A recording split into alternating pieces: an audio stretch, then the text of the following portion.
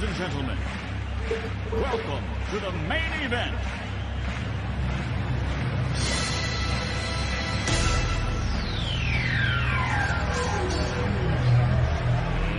Let's get ready to rumble!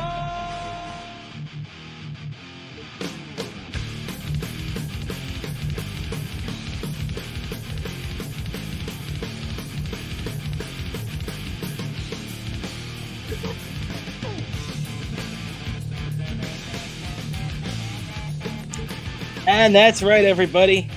Welcome back once again to another edition of the Best Seat in the House podcast. As always, I'm your host, Rob Kramer, joined by my co-host, Daniel Bobo Carlin. And we're coming off a pretty hot slate of playoff hockey and basketball games around here, Dan. Before we get into that, how you doing today, buddy? I'm doing good. It was one of those. It was almost one of those. I still somehow convinced them to have working for the weekend. Yes, exactly. Hey, Dan. Actually, as a matter of fact, you're a little lagging right now. So would you mind jumping out and coming back in? Problem. Okay.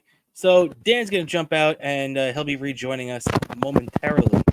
But yeah, everybody, thank you so much for joining us here. Best Seat in the House podcast, episode 114, rolling along here for you here. We appreciate everybody for all their support and everything. If you want, you can check me and Bo out on Patreon too, by the way, patreon.com/Best Seat in the House podcast. It's only $5. We appreciate all the support. But yeah, definitely a lot of action going on over the last couple of days. The Rangers having a double overtime victory last night, which is what Bo was talking about as we are being rejoined by him right now. Wait, how do we have two Bobos on at the same time? Which Bobo is the real Bobo? All right. Can you hear me, buddy?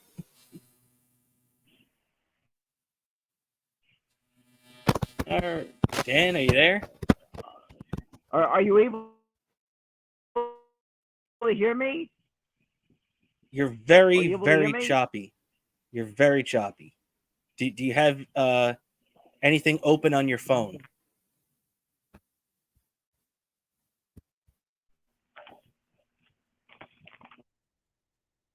All right, as Dan is getting set up here. Yeah, so double overtime game for the Rangers last night. Absolutely, really incredible from the beginning to the end. The Hurricanes getting the Rangers at the end of the first period to take a 2-0 lead, and then coming right back as it looks like. Able to hear me now? I can hear you. Can you hear me? Yeah, I can hear Oops. you. All right, there we go. There we go. Perfect. Perfect. I can hear you. As all right, all good. Right, yeah, you're coming in a little bit better now. Although you anyway, are, what I was saying, yeah, you're very delayed. Oh, wait, about that. But yeah, so that one yet, but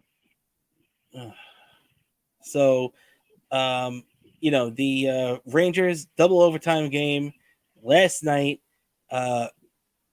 Really a phenomenal game, Dan. I mean, when you were sitting down watching this game, you know, me and you were joking about it being very you know, late into the night, needing some of that morning coffee to shake off the rust from the night before. But Dan, what are your thoughts on just an incredible game last night, Game 2 at the Garden, which went the Rangers' way 4-3 in overtime to take a 2-0 series lead against the Carolina Hurricanes? Oh, I feel like the Rangers really showed why they didn't get the best record in the regular season for nothing. They were just showing it. They held their own against a tough opponent. They rose to the occasion each time. They tried to they tried to get a one up on us. We one up them. We came through in some big spots, and that overtime, somehow we sweated out and managed to win that over. And thank God we won that overtime game, because I feel like sometimes games we managed to come out on top winning that. And I just hope we carry that momentum. It's in 1994 already. All right, you were a little choppy there at the end, but this definitely does have a 94 feel to it. Rangers won the first 7 games in 1994. Now they've won the first 6 of this playoff run, which really is just phenomenal when you think about it. To start off a postseason 6-0, really, especially when, okay, look, you could say what you want about the Capitals. Maybe the Capitals weren't up to snuff as much as some other teams would have been. But hey, guess what? That's the draw. The Rangers got the Capitals, and they dispatched them just the way they should have. 4 games, see you later. None of them really close. Well, this is going to be a different series. You know, the Carolina Hurricanes are a much, much better team than the Washington Capitals, obviously. And some people, even according to the Las Vegas gamblers like me and you were talking about on Patreon the other day, they picked the Hurricanes as the favorites in this series, even though the Rangers won the division, the season series, the President's Trophy, and everything else went in their favor too. But Carolina is a very well-rounded team, so Vegas likes them. I'm sure that's not really going over too well now they're down 0-2. But Dan, I mean, when you look at some of the heroes from this game, there's a couple of things that need to be pointed out. First, we're going to get to a guy that a lot of people were waiting to explode, and his name is Alexis Lafreniere.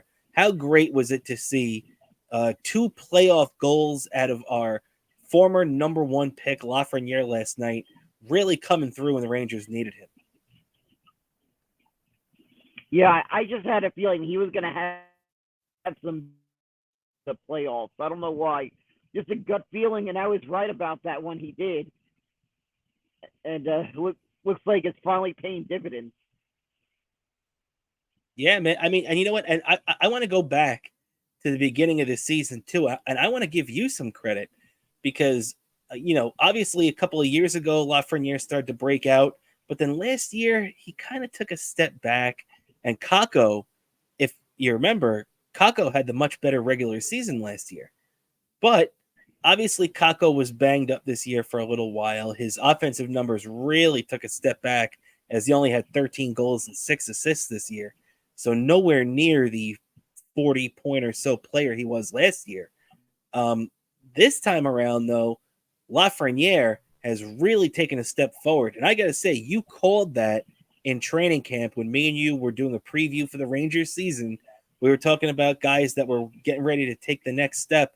And while I thought maybe that would have been Kakko, potentially going from a 20-goal scorer right around there to maybe even a 30-goal scorer, you said Lafreniere, and Kakko took the step back. Lafreniere took the step forward, and last night was just more evidence of what a phenomenal player this kid is turning into. And let's not forget, this guy's 4+ years into his NHL career, and he's still only 22 years old. So you know how young this kid is. He still hasn't even reached his peak talent.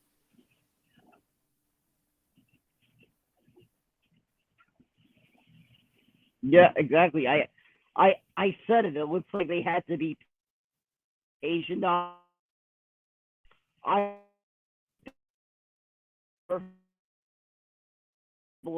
Dan, about you're breaking up a lot, Dan. Really, it was really can't hear you. Jack Hughes, or I forgot which was like. All right. Well, as we try and figure out what's going on with Bo there, there is just so much to get to. Obviously, we're talking about Lafreniere right off the bat there, but once you get past him, and obviously you have to give a lot of credit to Vincent Trocheck, who goes out and scores a gigantic postseason goal. He's now tied for the longest playoff goal streak in Rangers history.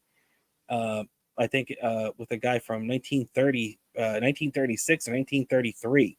So, definitely getting into some rarefied air here with a lot of these Rangers. A lot of what these Rangers players have done hasn't been done in quite some time. As we're rejoined here by the great Daniel Bobo Curlin. But is yeah, this what were you saying, working Dan? better?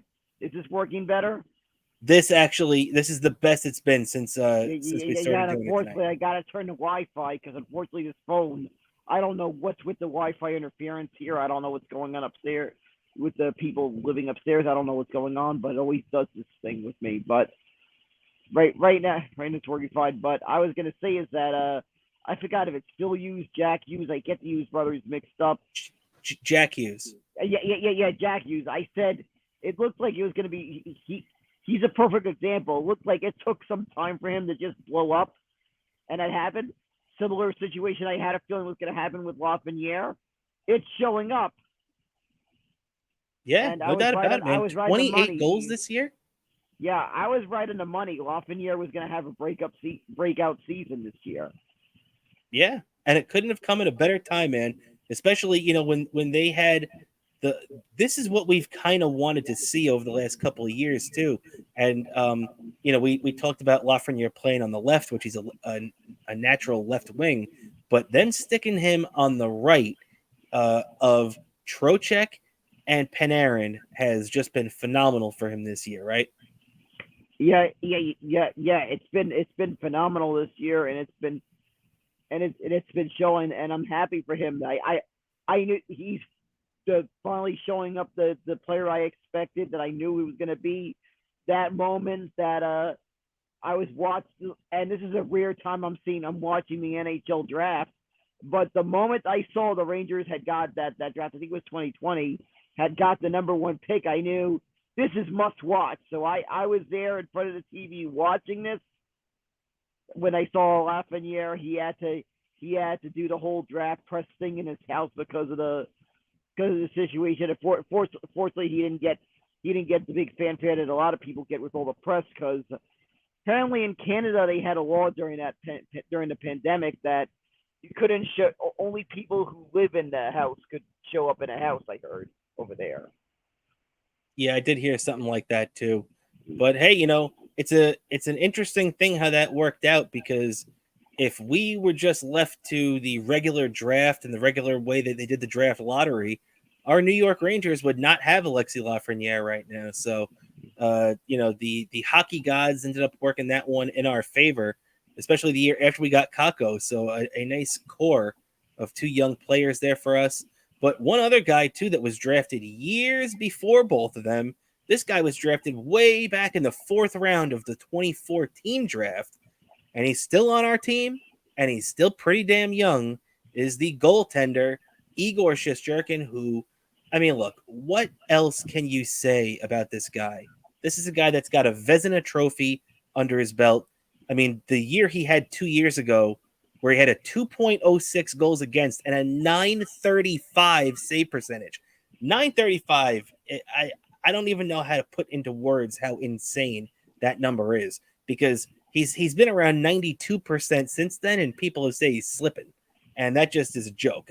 Nobody has a 935 goals save percentage, which he did a couple of years ago, and it still blows my mind that he had that stat in the first place. But let's get back to what he did last night, because he once again etched his name into Ranger playoff lore, as Igor Shesterkin went out and stopped 54 saves last night, his second 50-plus save game of his playoff career. And if you look at this stat, he's really getting his name all over that Rangers playoff book right now, because for the single game playoff save leaders, it's, if you remember, Igor stopped 79 in, I believe it was the double overtime game against the Pittsburgh Penguins from the first round 2 years ago. Then the great Gump Worsley, who I feel bad for Gump. He was on a lot of crappy Rangers teams, and took the brunt of a lot of tough losses that he really didn't have much to do with. But I guess it all worked out. He won a couple of cups with Toronto after that. So Gump is number 2 at 56. And then Igor puts his name right back on there, tying the great Henrik Lundqvist with 54 for the number 3. So Igor is both number 1 and tied for 3rd. in the single game save list. I mean, Dan, just what can you say about Igor Shesterkin? This guy is phenomenal. Yeah, this is one of those generational talents that we're lucky enough to get to see. And I said before, there is just this great goalie lineage of the Rangers. 3 generations of great Ranger goalies. I mean, it's good. It began with Mike Richter. All that greatness has his number hanging in the rafters. The Stanley Cup, the great save he made in the All-Star game, all those clutch saves in the Stanley Cup Finals. And I agree with Howie Rose should be in the Hall of Fame. I feel he's like the hockey version of people like us who think he's a name that should be in the Hall of Fame. I feel like it's that level. Also, we got Lundqvist did everything you could want to accomplish as a goalie. Fortunately, he didn't get to win the cup, but he still did everything else, and that counts. And he has his name hanging up there in the rafters. And I feel Igor is on the pace for that greatness too, and we'll be seeing that number 31 hanging up there in the rafters too. Hopefully, it'll also be not far from a Stanley Cup champions banner. Hopefully, one day we'll see another Stanley Cup champions banner. We'll see raising in the garden hopefully soon. Yeah, well, we got that history behind it, no doubt about it. But Dan, I want to ask you this question, and obviously, this is not a knock at Shesterkin at all. But I just want to I want to throw the question out there because it's a fair question. Would you even think about starting Jonathan Quick in Game 3? Now, the only reason I would even suggest it in the first place is because obviously Quick hasn't played since the end of the regular season. The Rangers did get a big break after the first round, so it's not like Igor is overworked. But after a long double overtime game where he obviously had a lot of work with 50-plus saves, you do have a Hall of Fame bound goalie who's played well for you all year backing him up. Would you even consider starting him for Game 3? And now, real quick, the bottom line is I don't think Laviolette's going to take him out anyway. So this is just me and you spitballing right now. If you were the coach, would you even think about it? I wouldn't even think of doing this. All right, you got to ride the hot hand. Yeah. But plus that, I don't know if this is a right time to bring in a Quick. But having not seen action in a single playoff game yet so far, in this situation, we gotta go deliver the knockout blow right now. Yeah, I'm with you. I'm with you on that. I wouldn't even think about starting Quick. I would understand, at least considering it and thinking, hey, maybe I'll get him out for a sec, but you can't pull the trigger on that. Even going down that. Yeah, what are you gonna say? What I wouldn't mind is that if the Rangers maybe have the equivalent of a blowout, maybe late in the game, maybe the third period, maybe you could give Igor a rest. But if Igor gets into a bad spot at all, the Rangers get down multiple goals, and Igor doesn't look great, I think I'm with you on that. I think not only should you, I think you have to pull him just to save his bullets. You know what I mean? You know what I mean? Just to keep him fresh. Yeah. Also, I also don't mind it if the Rangers have a big lead. I don't mind that also. Well, that's an interesting thought too. I wouldn't have even thought about it that way. But yeah, I mean, hey, if the Rangers are winning like 6-0 going into the third period or 6-1, because if it's 6-0, you're going to want to have him get that shutout. But hey, yeah, I agree with you. It's something to think about at least. But while we're talking about lineup changes and everything for the Rangers, and obviously, look, the Rangers are 6-0 right now. I don't think Laviolette is looking to change up too much right now. But there was a couple of interesting things brought up to Laviolette during his press conference today on the off day in between games 2 and 3, as the series now shifts down to Carolina. But Matt Rempe did not even take one shift after the second period last night. He didn't play at all in the third when they were down by 1 or even after they tied it. And he didn't take one shift in either the first or second overtime. So he ended up with only about 4 minutes of ice time last night in a game that went a lot longer than that. So I heard a couple of people suggesting that maybe the Rangers would be looking to bring in a guy like Brodzinski again, or maybe is this the opportunity to stick in Filipino, like we've discussed at some point? But to be honest, at 6-0 right now, man, I don't know. Like maybe after they take a loss, if they do this round, then maybe you can look to change something up. But the way they've played so far, man, I'd be very hesitant to pull Matt Rempe from this lineup. What do you think about that? Yeah, I agree. I'd be hesitant. I just feel like Matt Rempe is a player you kind of need just to really drive it to the opponents, especially you got a freaking Carolina team that has some dirty players. I cannot tell you how many times I'm yelling at Sebastian Aho. You kind of need Rempe on this team.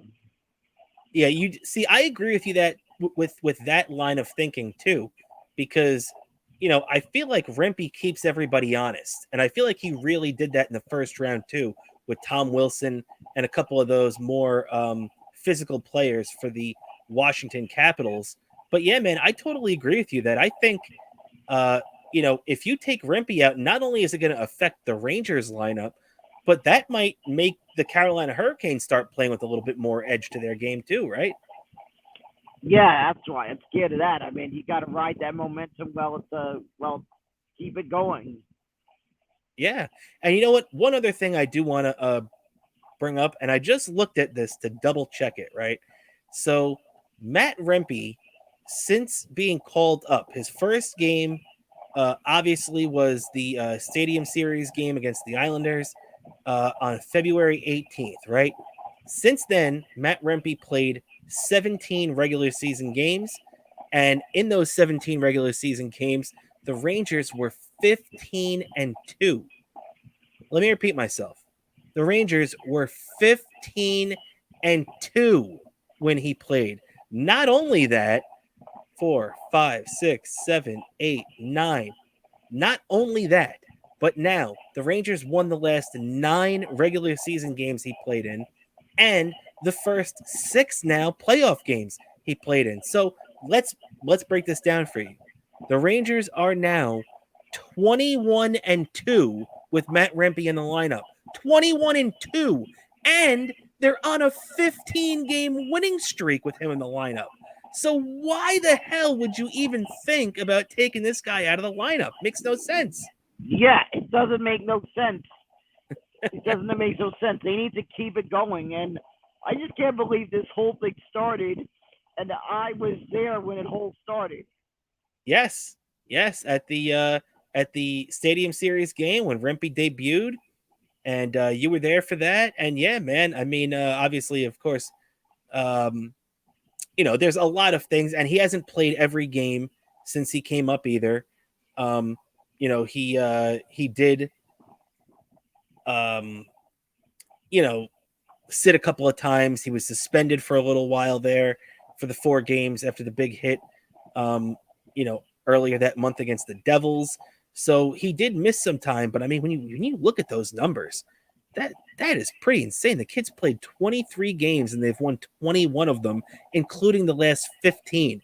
I don't think you can argue with those stats, right, Dan? Yeah. You can't argue with those stats. It's one of those things that just really doesn't show up in the stats, but really makes a big difference. And you gotta keep it going. And I expect Rempe to be in that be in the lineup for Thursday's game. Yeah, I'm with you on that, buddy. And what are you gonna say? Yeah, I was gonna say I hate to keep going. Also, I kind of get nervous about these refs that they're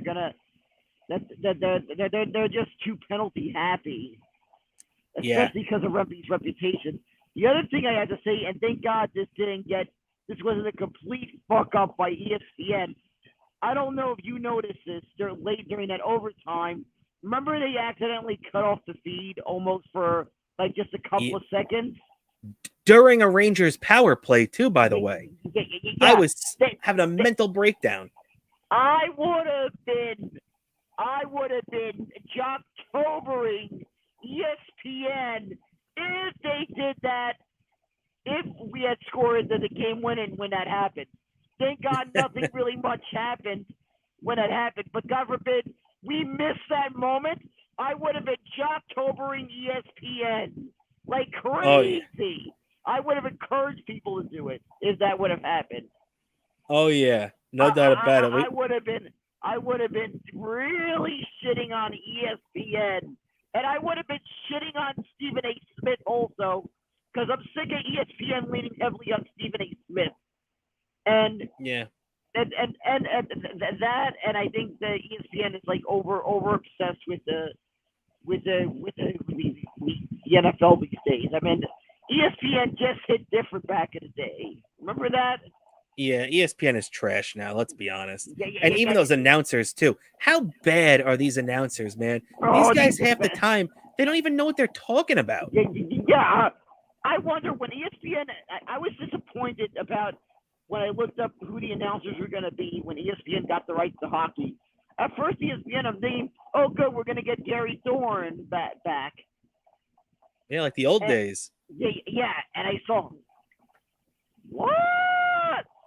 I mean, even though I had to do admit, I do love seeing Mark Messier in the broadcast booth. I think I meant in doing a pregame. I love seeing Messier in a pregame. But yeah, aside from that, it's just like, what the fuck is this? Do they even know anything about hockey? That meant Gary Thorne is going to give him a call. I would have loved to have seen Gary Thorne back in the booth for ESPN back in the day. I would have loved that. But we're stuck with whatever shit show we were given with this ESPN broadcast booth. I saw a footage on YouTube from what looked like the Canadian feed of that game. I don't know if you saw this on YouTube. You gotta take a look at the call for the Canadian feed of that game, of that overtime game-winning goal by Vincent Trocheck, if you can find it, the Canadian feed of that, because holy shit, that was what I wish we would have had. Yeah, it's a shame what they give us with these crappy announcers. At least in the NBA, the Knicks still accidentally run into Mike Breen every once in a while, and we're going to be getting to the Knicks in a sec. But yeah, that was pretty rough overall. The multiple wrong name calls, multiple just real sloppy work by the ESPN booth. Yeah. And the thing that made me laugh, and notice this happened with 2 outdoor games in a row with the Rangers. Remember the Winter Classic 2018? This was a different network, it's NBC. But remember, Doc Emmerich accidentally called City Field Stadium.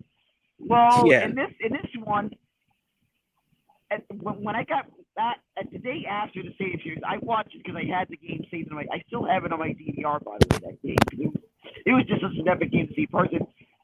One of the broadcasters called MetLife Stadium MetLife Arena. Yeah, see, Citi Field Stadium, I could understand a lot more than MetLife Arena, because MetLife Arena makes no sense. Yeah, exactly. And I swear, if this was like Opie and Anthony back in the day, Opie and Anthony would have called back to that blooper, because you know how they would always call back these bloopers in the broadcast booth. Yep, and it's like, it's out of here. Oh no, I'm sorry, it's not. Yeah, that was funny. Actually, I kind of thought that was stoked to see that Opie and Anthony had a Gary Cohen audio on the soundboard. Yeah, they did. I used to love that too. But real quick, Dan, let's wrap up with the Ranger talk. About halfway through here. Real quick on Trouba, I want to ask, man, love Jacob Trouba. Guy's a great player. He's a warrior. He's the captain of the team. But boy, has he been playing bad lately. He had 3 big penalties last night, and it seemed like every time he turned around, he was in the box at a bad time. I feel like maybe he's playing with a little bit too much ants in his pants right now, for lack of a better term. Like he's trying to do something good so bad that it's turning into something bad. You know what I mean? Uh, like Truba really has to, rein himself in. Yeah, exactly. I just feel Truba's trying overly too hard because of all the time he missed. I feel like yeah, some of those penalties. There was a lot of me yelling at the TV. I mean, but I kind of wonder if maybe he was affected by all that time he missed. That he's overthinking it. Yeah, but let's be honest, Dan. The guy's been back for at least 3 or 4 weeks now. It's time to shake off the rust. We're into the second round of the playoffs. I get he did miss a decent amount of time there for a little while, but he's got to have it figured out by now. It's about time where this is business time now. Yeah, exactly. He needs to do a better job the rest of the series. I mean, staying out of the penalty box. I get scared against this team in Carolina every time one of our guys is in the penalty box. It's just been a lot of me yelling at the TV and very nervous, not being able to calm down. Like I'm amazed this TV is surviving the playoffs so far. I'm even amazed it's surviving with the way these Knicks games have been becoming a nail biter lately. Also. Yeah, and we're gonna be hopping. We're gonna be hopping over to the Knicks in 1 second. But what were you gonna say, Dan? Because I did want to just change the subject. I was gonna say that, and I think also I don't know. Maybe it was like looking more on my phone during commercials, but even that Met game last night kind of had me a bit. I think had my TV a bit nervous. Yeah. Well, the Mets in general have made my TV nervous this year too. So especially that last weekend in Tampa Bay. But we'll touch on the Mets a little bit later. But this is going to be a playoff heavy episode. So real quick though, speaking of playoff teams, Dan, and I'm only doing this because I see a lot of Islander fans taking cheap shots at the Rangers, and for some reason they're all rooting for the team that knocked them out in the first round, the Carolina Hurricanes. So I want to ask you, Dan, are the Islanders still eliminated? Where are the Islanders? Where are they playing? Last I checked, they're still eliminated. I mean, I was like telling my Uncle Mike, I said, Uncle Mike, I think last I checked, I think didn't you just shave off your playoff beard a couple of days ago? Last I checked, he didn't even have long enough to grow a playoff beard. It was like a playoff mustache. Yeah. It wasn't even stubble. I don't know. Look how thick my playoff beard has gotten since that photo I took right on the day round one began. There you go. You look like Marty St. Louis in 2014, buddy. I like it. Yeah, it was funny. I don't know how funny would that be if somehow Marty St. Louis saw this and freaking responded or something and just sent us like some signed stuff. Oh God. Well, so okay. I just wanted to double check that the Islanders are still eliminated because I heard some chirping, so just wanted to make sure about that. Yeah. I think I even said that to Big A a couple of days ago. Oh man! Shout out to the great Big A too. I know we're getting pretty close to his birthday. Love that guy. Okay. Let's keep it rolling along here. Now we're getting to the Knicks and the Pacers now, man. Second round playoff basketball for the second year in a row for the New York Knicks. First time they've done that since 99-2000. So it's been a long time, man. A couple of decades since the Knicks have won a playoff round back-to-back years. And this series started off just like the last one against the Sixers. Just a thrill a minute. The Knicks were up 5. They were down 9. They were up 6. They were down 5. So it was a real topsy-turvy game. But when it came down to the end, the Knicks ended up pulling it out 121-117 to take game 1 of the second round at Madison Square Garden. The Knicks were able to seal it late. There was a little bit of controversy as the Pacers were complaining about the referee at the end of the game making that call. that took the ball out of the hands of the Pacers, which I think was the correct call. But what are you going to do if you're in the playoffs? Sure, you can bitch every once in a while about a bad call that goes against you, but the Pacers lost that game. The referees didn't lose it for them. So, as the great George Costanza would say, you can stuff your sorries in a sack, mister. What do you think, Dan? What's your take of game one of the Eastern Conference semifinals and how it went down? Well, for one thing, the referees got the call right. The other thing, that game was, I think I was on the edge of my seat that whole game. Even my mom, my mom was watching that game with me. I don't know what happened. Maybe because maybe the Rangers won. Maybe the Knicks won because I tapped my signed photo of Earl Monroe that I got a couple of years back at the New York Auto Show. There you go. That's definitely sure to bring you some good luck. Good old Earl the Pearl from the 73 championship team. And, just really, I really do want to give so much credit. It's kind of like with the Rangers where what guys we're going to go to, but it's about how you compliment them. Like, obviously, we were going to say a lot of nice things about Shesterkin, and obviously, we're going to say a lot of nice things about Jalen Brunson, man. His fourth consecutive 40-point game in the playoffs. This guy, he goes up for 43. He is just the heart and soul of the Knicks. He puts this team on his back, and you just can't say enough good things about him, man. He is the superstar that we've waited for so long. Yeah, exactly. Also, I noticed a little bit of tidbit that kind of ties us ties this series to the Eastern Conference Finals in 1999. Tom Thibodeau was an assistant coach on the Knicks back then, and I forgot the name of the coach of the Pacers. He was an assistant coach on the Pacers back then. Yeah, Rick Carlisle. Yeah. I saw an article somewhere, or a Knicks blogger posted this picture from these photos from the 99 Eastern Conference Finals, and that totally surprised me how kind of that tied it together. I think, if I remember correctly, I think Carlisle was actually the head coach of them back then, but I might be wrong. Actually, the head coach of the Pacers back in 1999, I think it was Larry Bird, if I'm remembering correct. Yeah, it was Bird. You're right, and it was. Carlisle did not become the Pacers head coach until 2003. So yes, you're correct. He was an assistant under Larry Bird.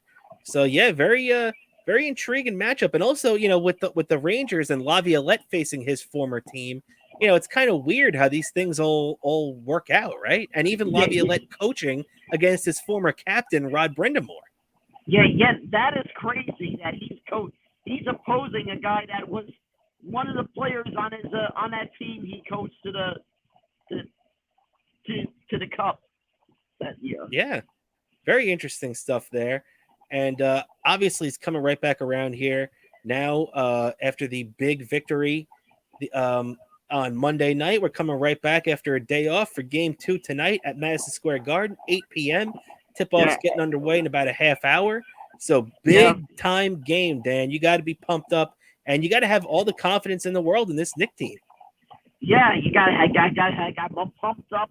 I'm sure the crew who set up the Garden are extra pumped up. I mean, speaking of that, I'm sure they're going to be working a lot of overtime this playoff season. These next couple of months, the crew that sets up, that does the switchover, which by the way doesn't take as long as you see in that video. I don't know if you saw a video that kind of got posted of what the switchover looks like in kind of last. Hey, Dan, you're getting a lot of feedback on your mic. Can you fix your mic? Can you hear me now? Yeah, it's still a little. You're getting a little feedback there. Hold on, you're able to hear me better? It's basically the same. Yeah. Hold on. How about now? Basically the same. All right. It's whatever. No big deal. Yeah. But I don't know if you saw that. You've seen that time lapse video. Which video? No, the time lapse video of what the switchover. Oh yeah. Mm-hmm. Yeah. Those guys are going to work overtime. So I remember my uncle makes feelings. Man, those guys were pretty fast. Yeah, my, my, really. my uncle Louis was a bit silly when he was looking at the video. Yeah, so definitely. Actually, a little fact about that. I heard someone pointed out to me that about the switchover that the same day WrestleMania 1 happened, apparently right after that event happened, almost hours after a Rangers game happened on the same day. Pretty That's cool. WrestleMania 1. Not many people realize that. So that's how you really got to give a credit to the people that do these switchovers at these arenas like this. Yeah, that is true. That is true. And yeah, the funny thing about that too is that when you look at the amount of time that it's going to be just like '94, where there's a game every other day. One night it's the Rangers, one night it's the Knicks, and it's just something to dig into every night, right? Yeah, actually, you know what I would love to see one day on our show? I would love to see one day the Garden Crew would invite us to get to see that switchover up close. Maybe for one day, you'd have us get to help out with the switchover and see what it's like. That'd be pretty cool to get to do that one day. Yeah, no doubt about it. That would definitely be awesome. I would love to see that. And Dan, it's funny. I actually just went back to March 31st, 1985, which was the date of WrestleMania 1. And you are correct, my friend. There was actually a Rangers Maple Leafs game following that event. And the Rangers ended up beating the Maple Leafs. Both teams were having bad years that year, but the Rangers beat the Maple Leafs 7-5 that day. So, hey, maybe they should have WrestleMania at the Garden every year. Yeah, maybe that's good. Maybe that's good mojo and Rangers don't. Only I think it would. I don't think you would see anything like that happen today because of how elaborate the WrestleMania sets are. Even at a venue like the Garden, if you've seen pictures, it'd be a little bit far cry from what we saw back in 1980. What was seen back in '85. Yeah, WrestleMania has gone way beyond a 20,000 seat audience. They're up in football stadium territory now, up there in 60, 70, and the 80s. So, yeah, definitely exactly. don't expect to see WrestleMania there anytime soon. Yeah, and even those sets are taped. They're like a lot more complex than they were back then. The whole Oh setup. yeah. But getting back to a little basketball now, as we round out the show here. Dan, a little bad news though. We had a lot of good news so far this show, talking about the Rangers run, talking about the Knicks run, but unfortunately, some bad news came out today as Mitchell Robinson has been ruled out for the rest of the playoffs. 6 to 8 weeks he'll be reevaluated, but obviously that puts his time frame well beyond coming back for any of these remaining postseason series. He's got a stress injury, which, by the way, looks like it happened because of that dirty Joel Embiid play where he pulled Robinson back down to the ground, injured him, and that's now going to take Robinson out for the rest of the playoffs. So it just leaves Knicks fans with an even more bitter, angry taste in our mouth thanks to Joel Embiid. So what do you think about that after that tough loss? Well, that loss, I might have to print out a couple of extra photos of Joel and Embiid, so Mr. Malunigan can do his business on those photos. Because I'm pissed off at him even more now. And the Knicks win this for Mitchell Robinson. Remember how that whole thing. Remember during the MLB playoffs when we were pissed off at Chase Utley, and everyone was chanting "One for Ruben." Similar thing. Win this for Mitchell Robinson. Yeah, well, it's like I'm a Notre Dame college football fan, so it's kind of like the old win-win for the Gipper, win-win for the Mitcher. Let's get this one done for Mitch. As unfortunately, he's not going to be with the team, but much like the Rangers, where we got a guy like Philip Hedl who's fighting to get back in and has a good chance of getting in.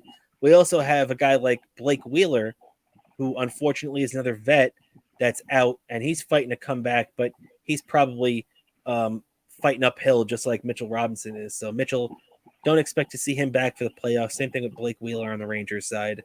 So yeah, just an unfortunate loss not having Mitchell Robinson for the rest of the run, because as you saw, before he got banged up in that 76ers series, those first two games against the Sixers, he was a dominant defensive force against Embiid and all those great players. And you didn't even see Tyrese Maxey start to break out until Mitchell Robinson started to break down a little bit.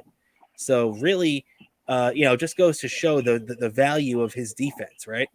Yeah, exactly. And I just have to give credit to the Knicks for the next man up mentality and rising up in this circumstance. Yeah, next man up. So expect to see an increased role for Hartenstein. I'm sure he'll be getting more minutes out of this. You'll probably even see Jericho Sims elevated off the bench. He hasn't played in a while, in about a month, if not maybe a little bit longer. Actually, probably closer to 2 months, to be honest now, because I think Mitchell Robinson's been back for a little over a month at this point now. But when he came back at the end of March, that relegated Jericho Sims to the bench. And Sims is a decent player. He's a role player. He's not as good as Mitchell Robinson is, but definitely nice to see him back out there getting. I think it'll be his playoff debut. Hold on, let me get the light on. We're running out of daylight. All right, running out of daylight, Dan, and we're also running out of showtime right now too, as we're coming down to the last leg here. Just a couple of more things to get into before we get out of here. I want to talk a little baseball with you, Dan, as we got the hockey, we got the basketball out of the way. Obviously, football is kind of in a holding pattern. Nobody's really doing anything now post draft. Well, but yeah, I gotta say one thing about the weekend series in Tampa. What the heck did they put in the drinks that maybe any players may have drank in an outdoor bar in Tampa or something? I was about to tee it up too. Yeah, because I was about to say, like, what the fuck? I've never seen them run so flat. I think the series after I had to give Djibouti double rum because of that. Plus that all of a sudden the one time Diaz blew a save in a while. I mean, it must have been a flip on a radar. I have faith in Diaz more times than not. That not happening. But the one time it did happen, it just really stung. Like I somehow my TV survived that and lost. What the fuck? I mean, I can tell you there may have been a lot of Met fans cursing in the stands because there was a lot of Met fans. I know plenty of Met fans who made the trip there to Tampa. It sounded like a lot of Met fans there, as always with the Rays in Florida, and I'm sure the concessions workers at that stadium in Tampa were loving that they had a lot more fans than they usually do. Yeah, you got that right. But I'll tell you, Dan, you know what? The Mets are a 500 team. That's all they are. They're, a 500, 80 win team, maybe something like that, 80 to 82 if they're lucky. Probably even 78 to 82, right around there. But I'm so uninterested by the Mets right now. This is the least interested I've ever been in any Met team in my entire life. Literally my entire life. Like I can't get into it. You just know what's going to happen. The writing's on the wall. Okay, they're going to win a couple of games here. They're going to win a couple of games there. They're going to lose a couple of games here. They're going to lose a couple of games there. And at the end of the day, they're going to be a 500 team or so that doesn't make the playoffs. And at this point, like, I love the Mets. I'll always be a Met fan and I'll always root for the Mets. But I am just so fucking uninterested in this team. I can't even tell you. It's sad. I never want to feel like this about the Mets. But when you look, it's like, who are they running out there? Adrian Hauser. Like, now the Braves are coming in this weekend, which I'm sure that's going to go great. And they're facing Charlie Morton against Quintana. Now, Quintana's been better, but Charlie Morton. Now, let's just hope that Charlie remembers how to throw the ball over the plate and doesn't take Pete Alonso out for another fucking month. But I don't know, man. This team, I feel like right now this team is just not worth my attention. Yeah, it's freaking annoying me, man. Especially these pitchers we're throwing out. What the fuck? Can you do something? I will pull my head out of my hair if we're right there on the cusp of it at the trade deadline, and we don't make moves for pitching. I will pull my head on my hair. Oh, speaking of pitching, I do have to give credit. I forget the name of that pitcher we just brought up, Christian Scott. Wait, Christian Scott, yes. Yeah. I'm liking what I'm seeing so far. I'm just hoping he doesn't become another Jacob deGrom where we don't score runs to this guy. They already did that. That start just felt too much like Jacob deGrom's Mets debut, which I was at. I was at that game. Look, that felt like looked like it was pretty much a premonition of deGrom's entire career with the Mets. I hope it doesn't show up like that because he can't be wasting years of potentially having this pitcher. And credit to finally a pitching prospect shows up out of the Mets farm system. Because I feel like first time in about 10 years. Yeah, because I feel like we haven't had that. We've had that pitching come out through the ranks in ages, and I gotta give a lot of props to that. And I feel like we've had the worst luck with pitching prospects. I've seen a couple of pitching prospects have a major roadblocks to their careers. Setbacks. Even before their Mets. It's like they're not even. I saw like one guy got his name, but he had an injury. He had a couple of injuries that have set him back. It's not even a Met yet, and this happened. What the fuck? What the heck is going on? I feel like every year I have to perform exorcisms. This team is making me perform exorcisms on Met jerseys. You know what I had to do to make sure that the Mets get a win next game I'm going to on Friday because they're wearing those City Connect jerseys. The one that just arrived in the mail, I just performed an exorcism on it. Well, I don't blame you. But I don't know how much it's going to help. Like my mother was wondering why was I yelling out, "The power of Tom Terrific compels you. The power of Tom Terrific compels you." And I had to tell her, the Mets have been 0-3 in these City Connect uniforms. So as soon as I got this in the mail, I had to perform an exorcism on it.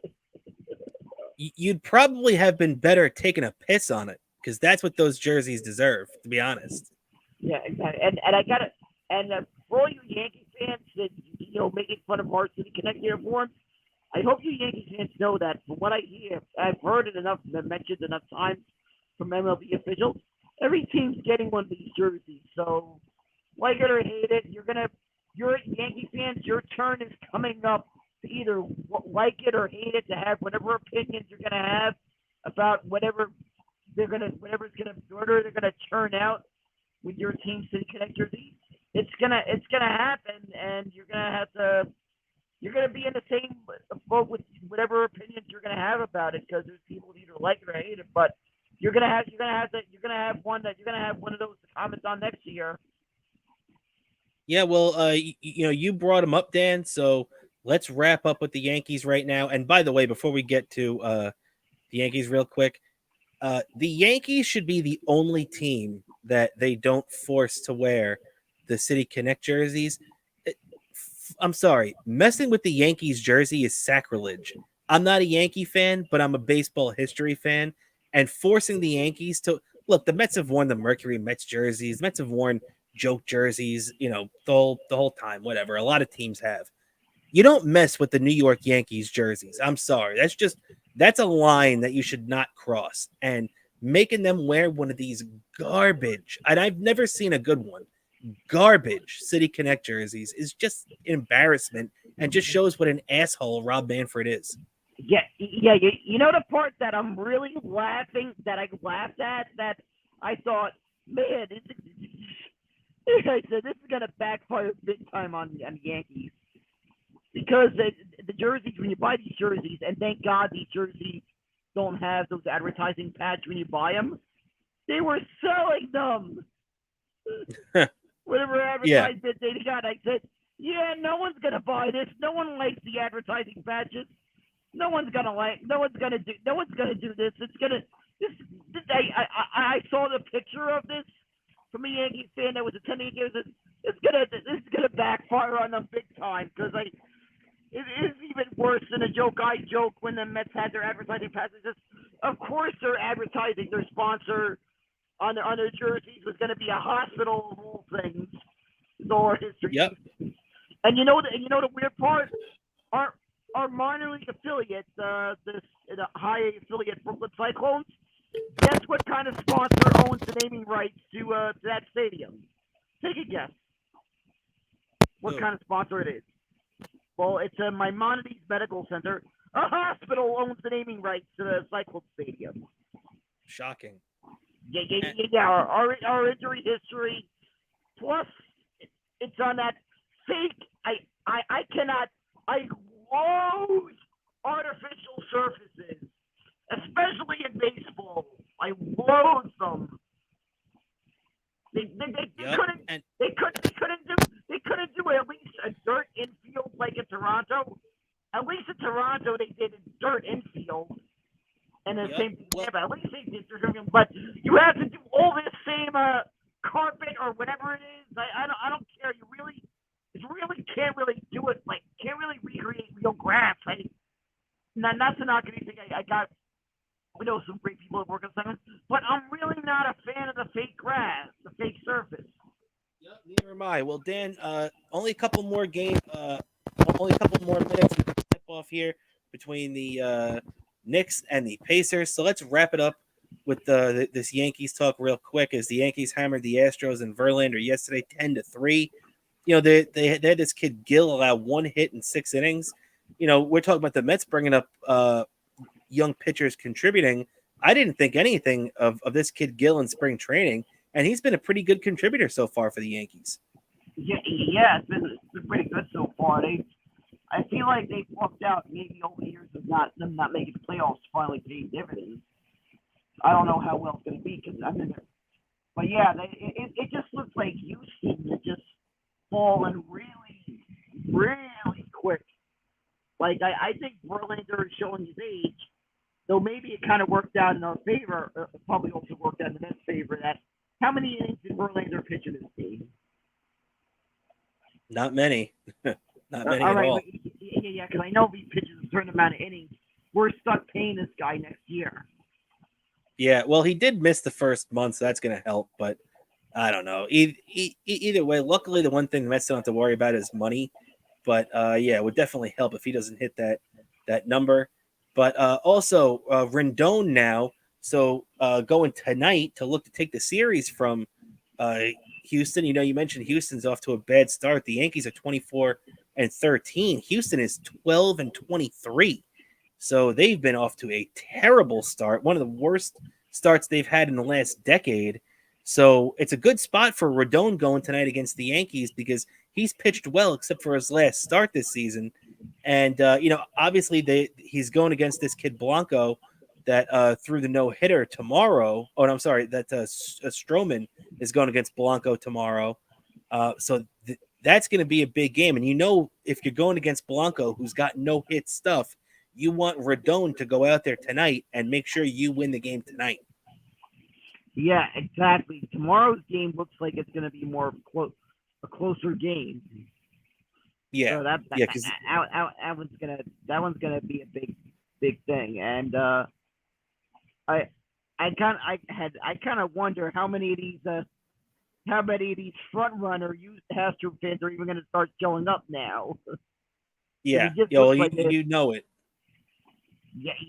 You know, it just looks like a front runner thing because they were just winning, and you know, it's gonna affect that. No doubt about it, man. No doubt, and it doesn't get any easier for the Yankees as now they wrap up with Houston tomorrow. And look, Houston's not off to a good start, but they're always dangerous. And on the flip side now, they take on Tampa Bay this weekend. So definitely a big divisional matchup this weekend for the Yankees as they look to continue their early season success. And I think, Dan, that's just about going to do it for us today. That's our last topic we have on our schedule. So another great show in the books today. But before we get out of here, do you have anything you'd like to plug for yourself? Sure. My YouTube account, Bobo. My YouTube account's one word, Daniel Curlin. You got all your Bobo content there, and all you Patreon subscribers get early access to all my YouTube videos, including hopefully some celebration videos. You're going to see the playoffs of the both of us, and also my Twitter account, Bobo103NYC, Instagram, Bobo718DK, also same username on Tread. And hold on, I think I need to get something before we close the show. I think it's going to be a little interesting with this one. Hold on. Wait, what happened? Just wait up. You just let me know when to press the button on this thing here before we close the show. All right, you'll see what I mean. All right, I'll say push the button, Frank, at the end.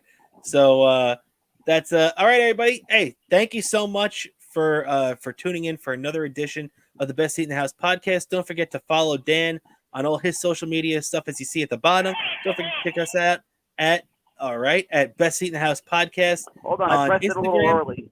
Beast, just a little bit. You pulled the trigger. You got that hairpin trigger there, buddy. Hold on one sec. I'll set you up. So, Best Seat in the House podcast on Instagram. BSIT podcast on Twitter. Check me out at Kramer New York on Twitter as well. And that's going to do it for us, everybody. I'm Rob Kramer. This is Daniel Bobo Curlin. And that is how we rose. So push the button, Frank. There we go, everybody. Catch you next week on the Best Seat in the House podcast.